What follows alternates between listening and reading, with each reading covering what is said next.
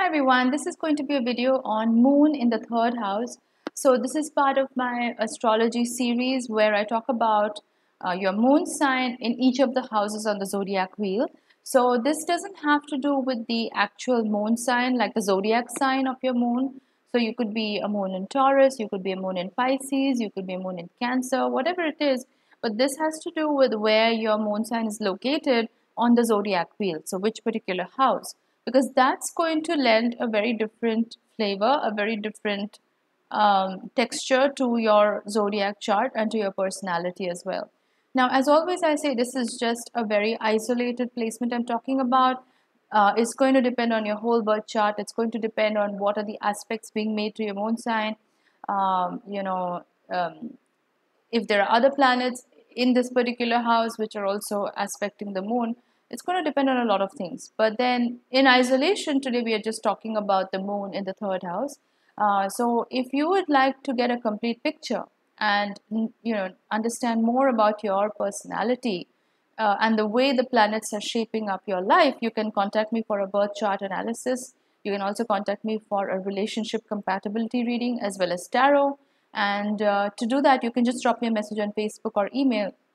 Both the links are in the description box, and I'll get back to you soon. So let's get started. We're talking about the moon in the third house today. So let's talk a little bit about the moon. What does the moon represent? The moon represents your emotions. It is the deepest part of yourself. It's the part of yourself that people don't really get to see. Only your close family and friends get to see your moon sign, because your moon sign shows up when you are most relaxed, when you are in your comfort zone, when you are with people that are close to you. That's when your moon sign shines through. So, your moon is also your emotions. It's the way you process your emotions, it's the way you react to things, because that's also connected to your emotions. Um, and so the moon also represents your mother. Um, so when we talk about the third house represents local travel, short distance travel. It represents siblings, especially younger siblings. It represents communication, media. Um, it represents academics as well. So those are the themes around the third house. The traditional ruler of the third house is Gemini on the zodiac wheel, and Gemini is a mutable air sign. The symbol is the twins. So there is a duality to the sign of Gemini. Um, Gemini is ruled by Mercury, so Mercury is a very fast moving planet, and so there is a quickness to the sign of Gemini. It's very restless, it's known to be restless, it's known to be very curious and inquisitive, because Mercury has to do with the mind, and so Gemini is generally known for that. They love to explore things, they love to learn more and read more and understand more. They have a curious mind, a very childlike mind. They like to explore, they like to see what's out there.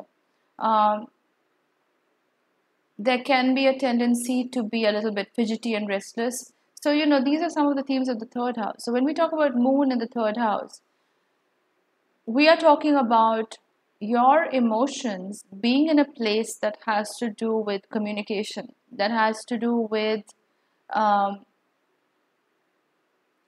expressing yourself, because Gemini is all about communication.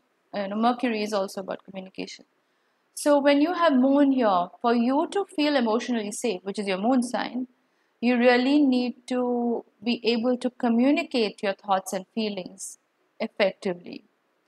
Now that will all depend on where your Mercury is, what your Mercury sign is, uh, what are the aspects being made to Mercury, what are the other planets in the third house, which is why I say it depends on your whole birth chart. But when you have your moon sign in the third house, for you to feel emotionally safe and comfortable, it's very important that you be able to express your emotions in the best possible way. So it's very important for you to have that space, or to have people around you who are going to allow you to express yourself and express your emotions. Because if you can't do that, then your emotions get stifled. It's like a dam being built around your emotions, and they feel stifled. You're not able to express yourself, and then it may come out in very different ways because it's being blocked. Your emotions are not being able to be channeled effectively.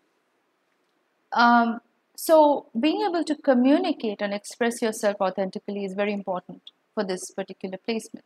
Now, how you communicate that is going to depend on your personal style. So you could be somebody who is into writing, maybe you journal. That can be a very powerful way to express your emotions. If you don't like writing, you could record yourself and keep like voice clips of what you're feeling. But the other aspect is not just about communication, but it's also about uh, being curious and learning more about yourself and other people. Because again, we're talking about the third house, which is traditionally ruled by Gemini. And like I said in the beginning of this at the beginning of this video, Gemini is known to be a very curious sign. It likes to explore, it likes to learn new things, it likes to study. So those are going to be themes that are important for you throughout your life. The moon in the third house can often be a bit restless in nature. There can be a sense of restlessness to you because this house is ruled by Mercury. This house is ruled by Gemini, which is a mutable air sign. So it's always on the move. It's a fast moving planet. Mercury is a fast moving planet. So there can be a sense of restlessness and being fidgety. You may feel like your mind is always working on overdrive, like you can never shut down your mind, or your mind never really switches off. You may feel like you're a bit of an overthinker, over worrier, because Gemini does have these tendencies, especially when we're talking about the moon here in the third house. You can be riddled with a lot of overthinking, over worrying, and sometimes you may self sabotage as a result of this, because even when things are going well, you may overthink the different scenarios and possibilities to the point where you sabotage yourself even before things have progressed. So that can be one of the ways, the negative ways in which this may play out. The other thing is that third house has to do with short distance travel. It has to do with siblings as well. So for you to feel emotionally secure, it's very important that you do venture out of the house every now and then. It doesn't have to be long distance travel, which is more ninth house domain. This is third house domain, so you could take short visits just around, in your city, or just the idea is to get out there more often, because that's also going to help you clear out your mind and not live in your head so much. Because all the air signs, Gemini, Libra, Aquarius, they are more cerebral in nature. They are more mental. Like their thinking is more in the mind. So they're not like the water signs, which are more feeling oriented. This is more thinking oriented. So you tend to live in your head a lot sometimes. And so getting out of the house and getting out there, even if it's just for a short distance, that's going to help you get out of your head and be in the real world a little bit more, be more connected with the real world than being in your head all the time. The fidgetiness and restlessness can also be a manifestation of this placement, where you may feel like, to keep your mind stimulated or to keep yourself uh, feeling like you're engaging your mind, you may do many things at once. You may be a multitasker. You may like to maybe you're watching a movie and at the same time you're scrolling on your phone or tablet, and you're also trying to listen to some song that's happening. I'm just giving an example, but like, you may be the type of person who likes to multitask this way, because your mind is so overactive, because this is the house that's ruled by Mercury, and we're talking about your emotions, your psychological part of yourself. So your mind may be on overdrive, and for you to keep pace with that quick level of thinking, you may want to do a lot of multitasking to keep up the pace. So that can be another way that this energy manifests. Moon in the third house, you if you have siblings, then you may be very, very close to them. You may have a very special bond with your cousins or your siblings in your immediate family. You may share some secrets and very powerful bond. Even if you don't have siblings, this is a placement that's generally very close to younger people in the family, because again, like I said, Gemini has this very childlike quality, and they like to connect with children. Because they are very childlike there by themselves. So they are very young at heart. They have a youthful quality to them. So you may be the kind of person that gels with younger people. You may be able to communicate very nicely with people who are much younger than you. that can be another way this placement manifests. So those are some of the things regarding moon in the third house.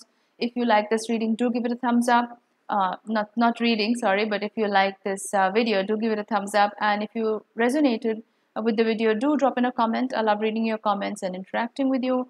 And if you'd like to book a personal reading with me, whether that's a natal chart analysis, relationship compatibility, or tarot, you can drop me a message on Facebook or email. The links are in the description box, and I'll get back to you soon. Thanks a lot for watching, and I'll see you in my next video. Bye.